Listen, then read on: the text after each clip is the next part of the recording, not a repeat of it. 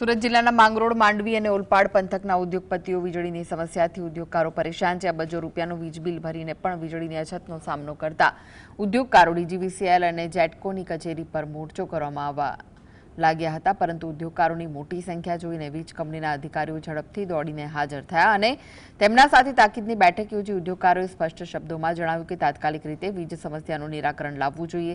સાથે જ ચીમકી પણ ઉચ્ચારી કે જો સ્થાનિક સ્તરે આ પ્રશ્ન હલ ન થાય તો તેઓ આગળ વધીને ઉચ્ચ કક્ષાએ રજૂઆત કરશે।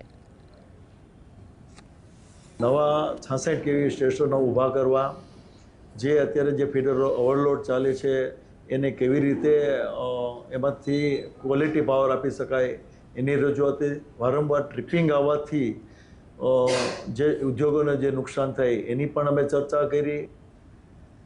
સાહેબ, હું ટેક્સટાઇલ ઇન્ડસ્ટ્રી સાથે સંકળાયેલો છું અને અમારા વિસ્તારમાં ટેક્સટાઇલની વધારે ઇન્ડસ્ટ્રી છે અને બીજી પણ અલગ અલગ છે બધી। મુખ્ય વાત એવી છે કે જે આપણને ડીજીવીસીએલ આજે પાવર એ કોઈપણ ઇન્ડસ્ટ્રી માટે બહુ મહત્ત્વનું પરિબળ છે। સૌથી વધારે મહત્ત્વનું પરિબળ પાવર છે। તો અને પાવર જે મળે છે એ ગુણવત્તાયુક્ત પાવર આપણને મળવો જોઈએ, જે ડીજીવીસીએલ દ્વારા આપણને નથી મળતો।